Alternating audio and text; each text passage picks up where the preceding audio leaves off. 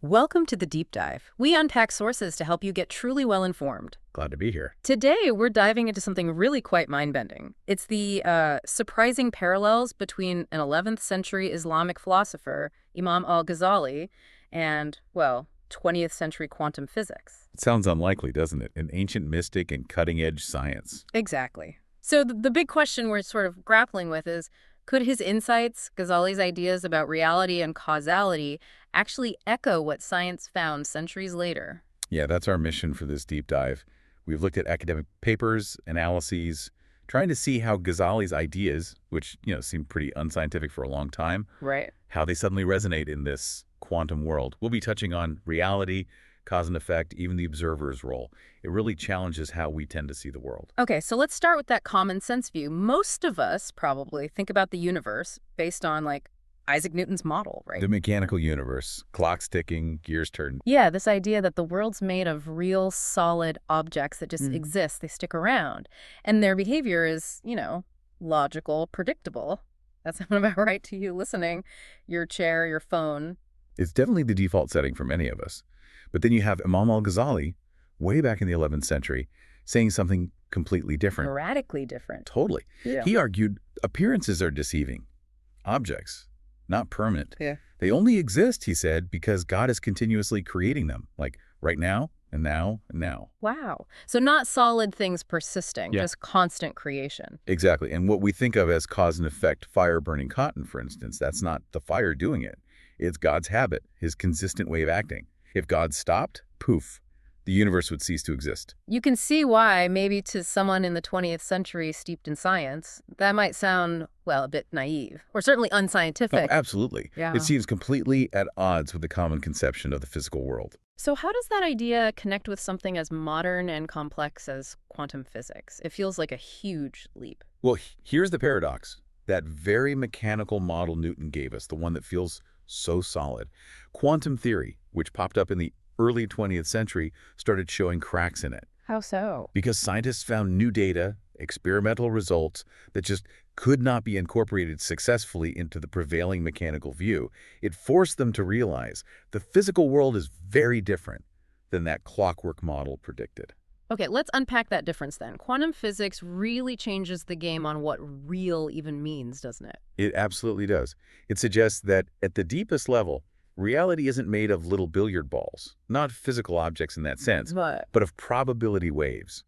Think of it less like a tiny point and more like a cloud of possibility. like cloud. Okay. And particles can be in multiple states simultaneously. It's called superposition, existing here and there or being both spin up and spin down all at once. Until you measure it, until it's observed, only then does it seem to choose a particular state. That's wild. So what does that imply about, well, everything else? Well, one interpretation is pretty staggering. It implies an almost infinitely large number of other realities, other worlds, like parallel universes existing alongside ours, but we just can't sense them. Parallel universes, that sounds like science fiction. Maybe, but it's a serious idea in physics. And what's fascinating is the echo in the Quran. Allah is described as Rabb al-Alamin, Which means? the Lord of the worlds. Yeah. Plural. Not just one world, but multiple worlds, multiple universes maybe as part of creation itself. And Ghazali, centuries earlier, was saying something spiritually similar. Yes, he really emphasized that this material world we see is just a veil, a limited slice of reality hiding deeper spiritual dimensions. And everything that happens, everything that exists, is a manifestation of Allah's will, continuously created. Moment by moment. Exactly. So you could imagine Ghazali looking at quantum mechanics today, maybe saying, see, Like science is finally glimpsing this more fluid reality I talked about. perhaps. A reality not of fixed objects, but, patterns of divine will unfolding in complex ways. Less static, more dynamic potential. Okay, this next part about cause and effect. This really turns things upside down. It's probably Ghazali's most radical point, yeah. He says what we see as cause and effect, A leads to B, is actually just an expression of divine will. Right. His example, it's not fire that burns cotton, but Allah who makes the cotton burn when it touches fire. So causality, as we normally think of it, is an illusion. An illusion created by the consistency of God's will.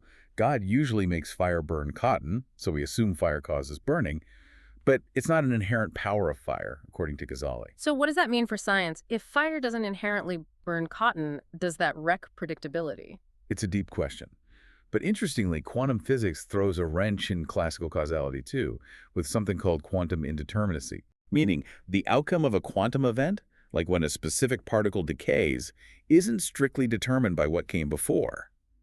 There's no identifiable cause in the way classical physics expects, it seems. Random. Random, or is that where Ghazali's idea fits back in? Well, from his perspective, you could say that what looks like randomness to us is just our limited human view. Right. We can't see the full picture of Allah's intricate design. It's beyond our grasp. Exactly. And this links beautifully to the Quranic concept of the unseen world, alam al-ghaib. Realms beyond our senses. Realms that are real but hidden from us. It maps quite well onto these quantum possibilities that are real but not directly observed until they manifest. It speaks to that almost infinite richness and multiplicity of Allah's creation. But then there's our role in this, the observer. This part is also pretty strange in quantum physics. The observer effect, yeah. It's one of the most debated aspects. The idea that just looking at something, observing it, actually changes it.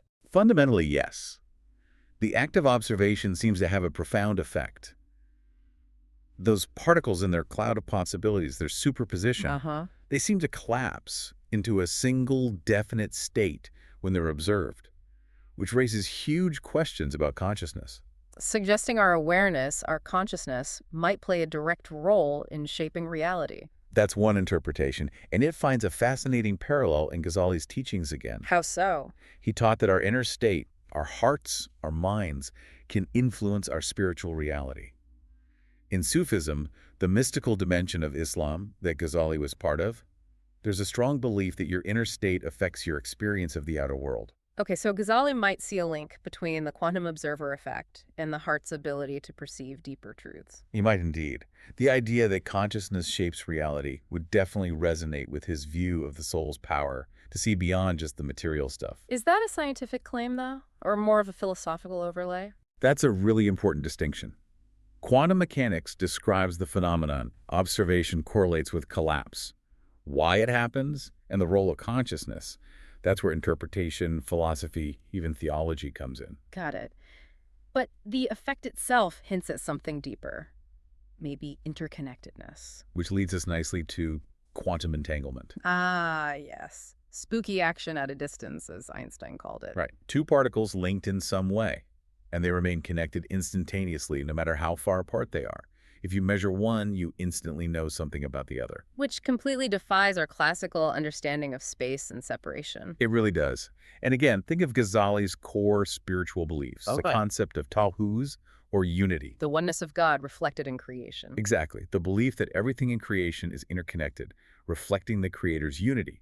Entanglement, some might say, looks like a scientific analogy for that. Showing that separation is maybe illusory. That the deeper truth is unity, all woven together by Allah's will. It's a compelling parallel. But we should add a note of caution here. Quantum physics is amazing, but its popularization can get weird. You mean like some interpretations you see in movies or self-help, like what the bleep do we know? Precisely. That film and similar ideas often take these quantum concepts and spin them towards personal power, controlling your own reality. Kind of a manifest your destiny using quantum mechanics. Sort of. The contrast is stark. Islam generally guides towards awe and submission to the Creator, the Lord of all these worlds. Whereas some New Age views take it as fuel for personal power and gratification, leading to thoughts like, wow, I can choose my reality. I'm almost a god. It's described by one commentator as a power-mongering acceptance of quantum ideas. But there's another way to react, right? A sort of third stage. Yes. Experiencing this bigger, stranger vision of reality that quantum physics hints at, and responding with awe, with grateful submission to the Creator of it all. Less about controlling reality, more about appreciating its mystery and grandeur. Exactly. And this connects to ideas about consciousness itself. There's a physicist, Casey Blood. In his book, Science, Sense, and Soul. That's the one. He argues that the quantum picture of reality actually requires something beyond the physical, a non-physical mind behind the brain. Which he connects to the concept of the soul, the run in Islamic tradition. Yes. He suggests this non-physical mind, this soul, is what makes choices among these quantum possibilities. And these choices have huge consequences, not just for this life, but potentially For the afterlife. Paradise or hellfire as the result of our choices? That's his line of reasoning.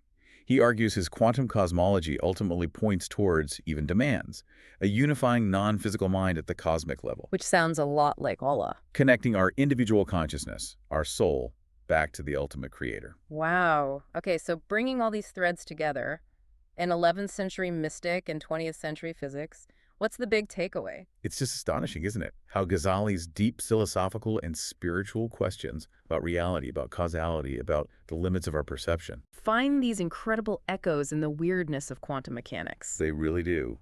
And maybe Ghazali's own final thought is the most important one here. Which is? Humility. That these glimpses into the quantum world, as amazing as they are, should make us humble, not arrogant. Because our knowledge is always incomplete compared to the vastness of creation. Absolutely. It's an incomplete view of Allah's creation. The true essence of reality might always be beyond our full grasp. It invites us to recognize the mystery and pursue knowledge with reverence. So rather than science contradicting faith, it can actually deepen our sense of wonder. It absolutely can. Wonder at the intricate, often baffling designs of Allah, the source of all reality and all knowledge. Yeah, a final thought then for you listening. Thinking about these connections, Ghazali's ancient wisdom and quantum weirdness, how might that shift your view? Yeah, how might it change the way you see just everyday reality, and maybe inspire a bit more appreciation for all the unseen dimensions humming along beneath the surface?